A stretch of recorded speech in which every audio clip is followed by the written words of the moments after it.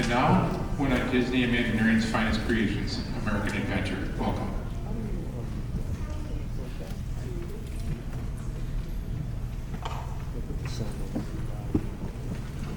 America did not exist. 4 centuries of work, bloodshed, loneliness, and fear created this land. We built America, and the process made us Americans. A new breed, rooted in all races, stained and tinted with all colors, a seeming ethnic anarchy. Then, in a little time, we became more alike than we were different. A new society. Not great, but fitted by our very faults for greatness. Excuse me, Mr. Twain. What's that? Perhaps you recognize those inspiring words from one of America's great writers. No, Dr. Franklin, I don't recall writing anything like that. Oh my, of course not. They're from the pen of John Steinbeck, back in the 20th century. Why, it seems he has nearly the same spirit as the founding fathers themselves. Well, listen to the proud elder statesman. Mr. Twain, pride is one of our national passions. Even those who overcome it are proud of their humility. Easy now. I was born honest. Fortunately, wore off. Dr. Franklin is our genuine American antique. I suppose our story begins with you. Actually, it started long before even my time. It started when dreams and visions of a new world were shrouded in the myths and legends of an old world. Finally, through those early mists of uncertainty, sailed the first great adventurers. This tiny ship is the Mayflower, carrying pilgrims in search of their dream, a dream of religious freedom. So, if you pardon an old man's pride, for me, this is the beginning of the American adventure.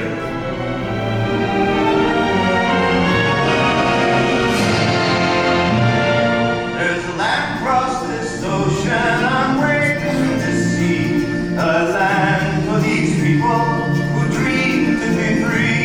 So stand by the mainsail, the fierce storms will race, aloft with ye mates, our King Neptune will face. You think that these land lovers never would last, this cargo of pilgrims 12 feet for the mast.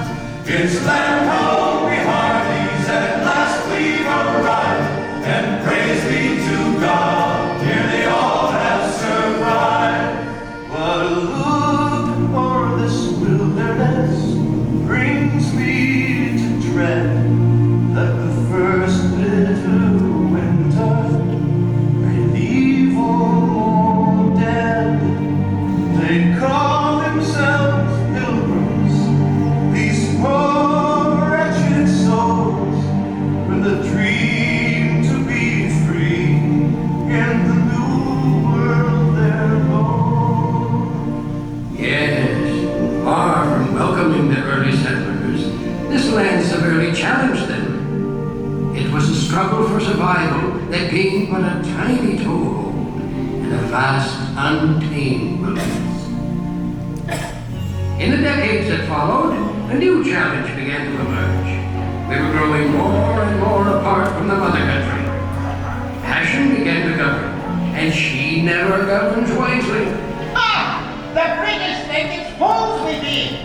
If they tax our trade, then our land will be next, and soon all else we possess. Hear me now. You are defense against the French and the Indians. Should you not help pay for it? Parliament's colonial policy is both arbitrary and unjust. That's nonsense. The same tea that cost you 3 shillings a pound costs us 6. First, we spoke out with our voices. Then, we spoke out with action, with a growing defiance that led to the Boston Tea Party. Hear ye! Hear ye! By royal proclamation, His Majesty King George III hereby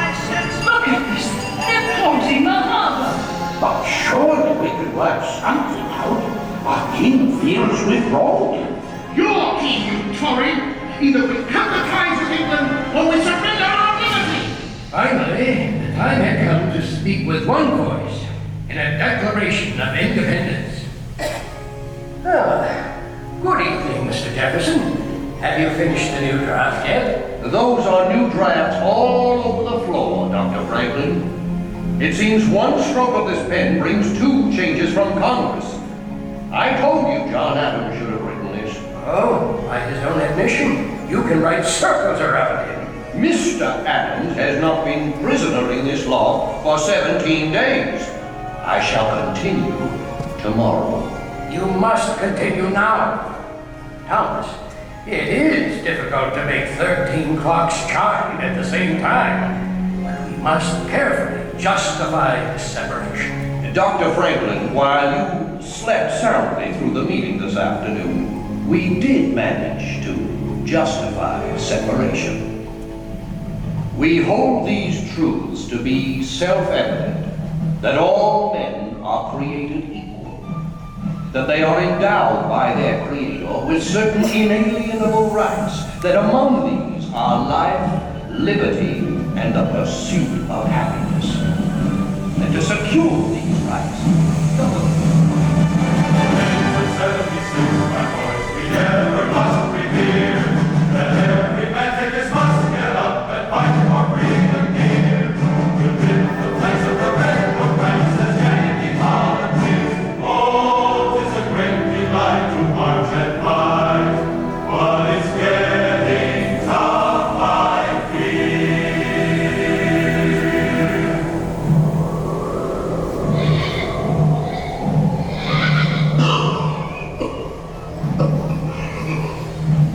I shall spend another night of it.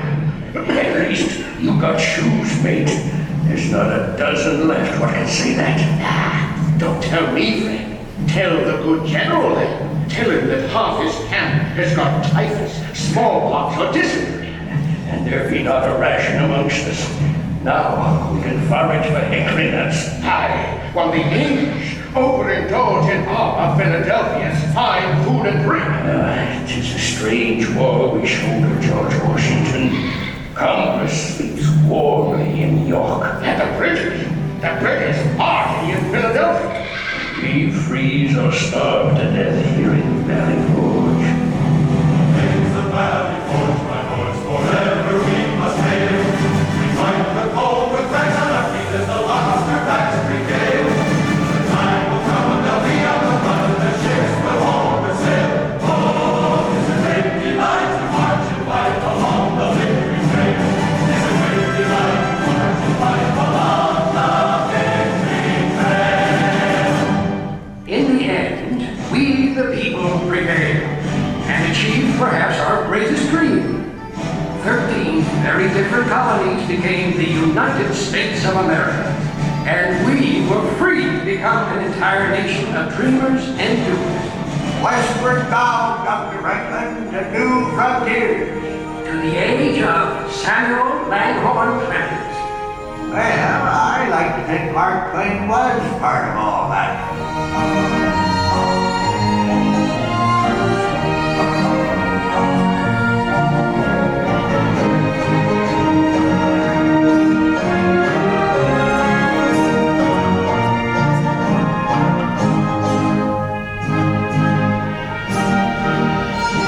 Yes, sir, Dr. Franklin. You founding fathers gave us a pretty good start, don't you know? We still had some things to learn the hard way. Seems a whole bunch of folks found out we the people didn't yet mean all the people. Folks like Frederick Douglass. Even amidst the cricket song here along Mark Twain's beloved Mississippi, I hear the noise of change and the crack of the whip. Yet there is hope. Hope born from the words of Harriet Beecher Stowe. Uncle Tom's Cabin has given our nation a key, which can unlock the slave prison to millions. Anti-slavery is no longer a thing to be prevented. It is grown too abundant to be stuffed out like a lantern. Troublemakers like Douglas got us into this mess. We only wanted freedom, not war. Well, listen to my abolitionist brother. What? Pa, he's gonna make a real good Philly Yankee. We got a good cause, Johnny Red. Quiet, both of you. You're gonna ruin Ma's birthday. No, ain't nothing gonna ruin today. We're all together. That's what counts. Now, you go ahead, Mr. Brady. All right, everybody. Hold real still now.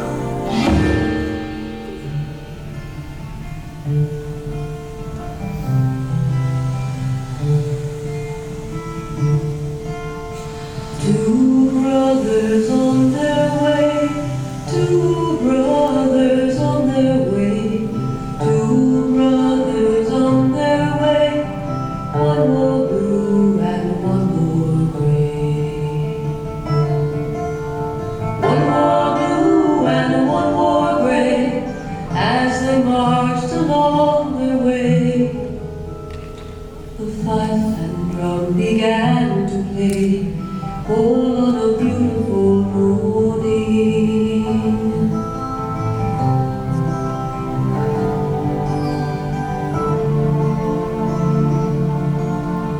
One was gentle, one was kind. One was gentle, one was kind. One came home, one stayed behind. A cannonball, don't pay no mind. Cannonball, don't pay no mind, if you're gentle or if you're kind. It don't think of the folks behind, all on a beautiful morning. All on a beautiful morning.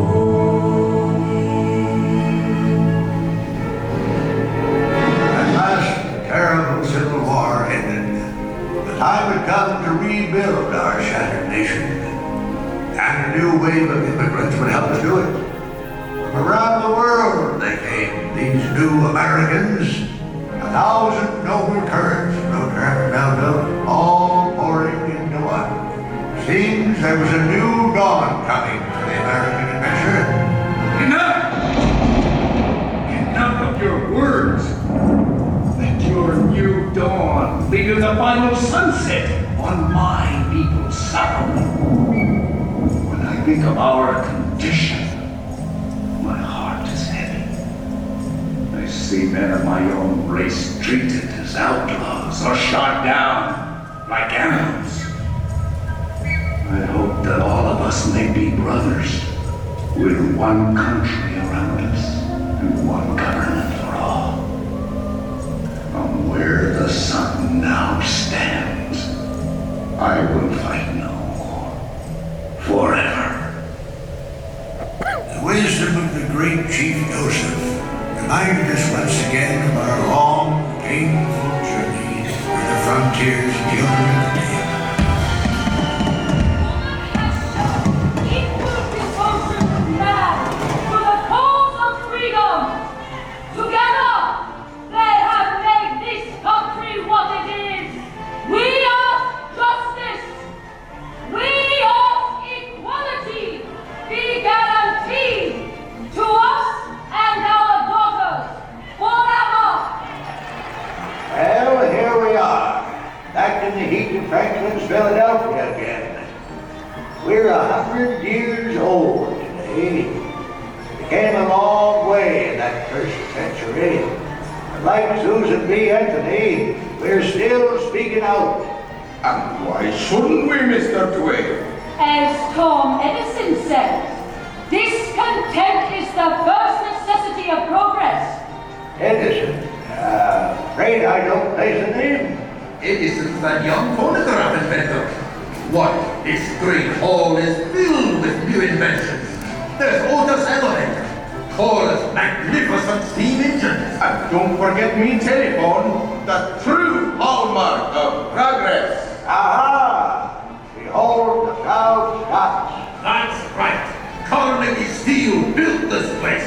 Aye, and it'll soon build a new concert hall for New York. Oh, Carnegie Hall, eh? It'll never last. Donating libraries. Andy, that's a grand idea. It's an age for grand ideas. An era for innovation. A dawn for new awareness. A time to challenge the frontiers of a new century.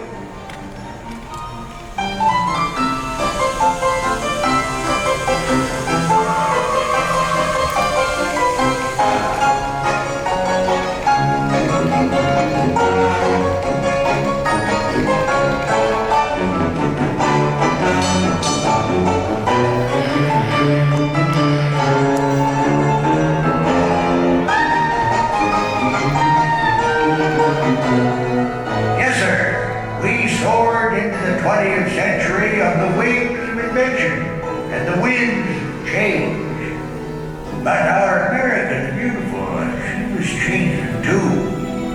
We needed people like Teddy Roosevelt and an outspoken naturalist, John Muir, to get our attention. Beautiful. Bully beautiful. Those falls are magnificent. Aye, Mr. President. But it won't last if the timber thieves have their way. John, you may be right, but the country's growth is putting a tremendous demand on our resources. Any fool can destroy trees. Why, for more than 3,000 years, God has cared for our giants and warriors, saved them from drought, disease, avalanches, and floods. But He cannot save them from fools. Now, John, you know I can't ask lumbering to stop completely. All I ask is that we stop massive destruction. What will our children inherit? Seedlings? Of course not. I realize we're not building this country for a generation alone. I know we've got to expand our parks. Then start it here and now. Make this valley a part of Yosemite National Park. Well, I guess we needed those national parks. Seems the simple life of my day was slipping away. But ready or not, we were soon thrust into the hectic role of a world leader and into the war to end all wars.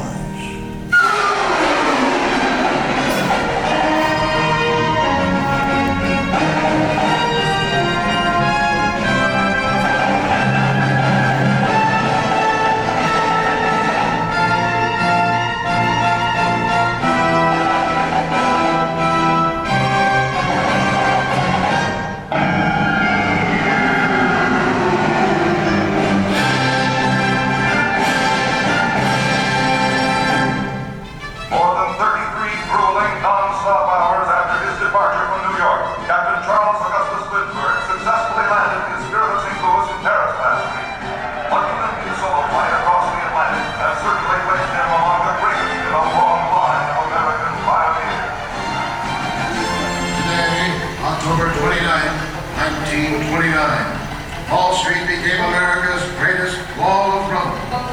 This stock market crash has tarnished the golden dreams of millions. Once I built a tower to the sun, brick and rivet and lime. Once I built a tower, now it's done. Brother, can you spare a dime? Spare a dime? Sure. Buy 4 of the apples, and I'll loan you back to 10 cents. Hey, Sam, I heard tell there's New York millionaires who selling apples too. You mean ex-billionaires, don't you? Hey, it looks like the storm's finally letting up. Yeah, maybe the Sunday drivers will come out and hunt for gas. Ain't many folks who pay no 18 cents a gallon. Hey, listen, fellas. Old FDR's been in all the way. This great nation will endure, as it has endured, will revive and will prosper.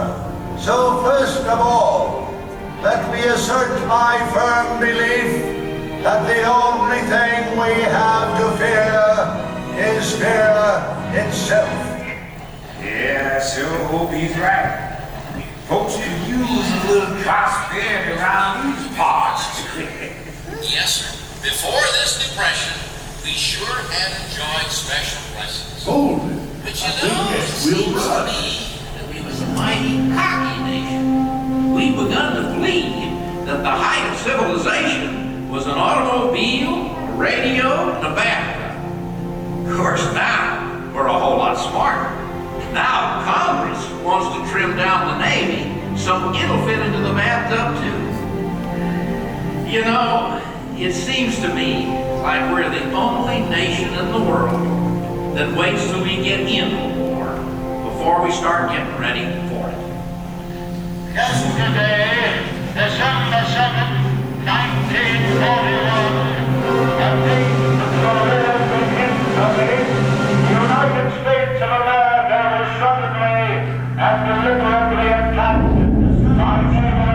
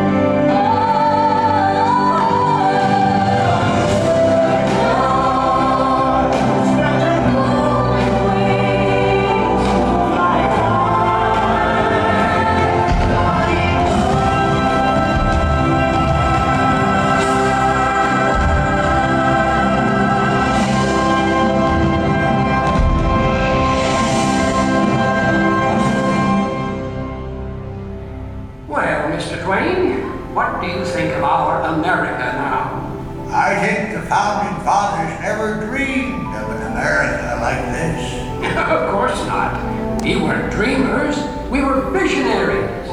That is why our Constitution withstands the rigors of time. Easy now, Dr. Franklin. This nation's still just a youngster, don't you know? Why, some countries have been around for 50 centuries. We're barely into our third.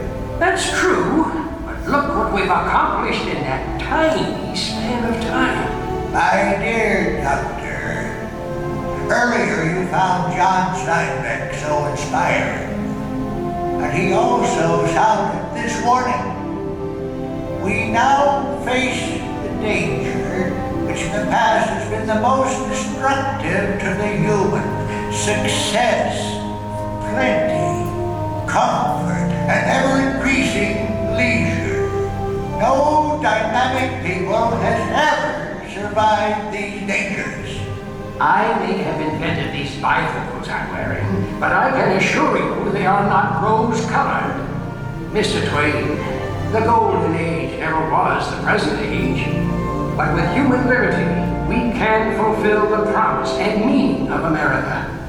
To everyone a chance, believed Thomas Wolfe. To all people, regardless of their birth, the right to live, to work, to be themselves, and to become whatever their visions can combine to make them. This is the promise of America.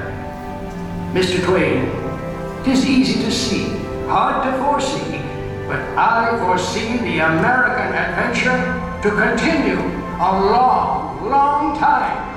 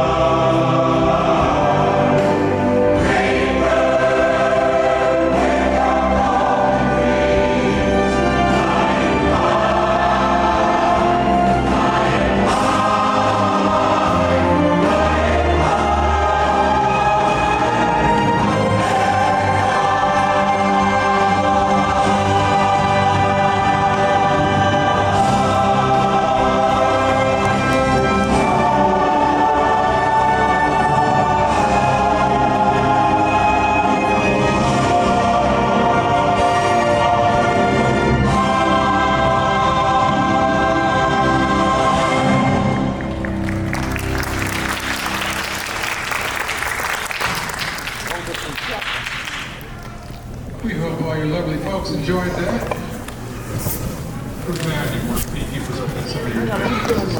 Please make sure you all got your personal belongings and take some care of them.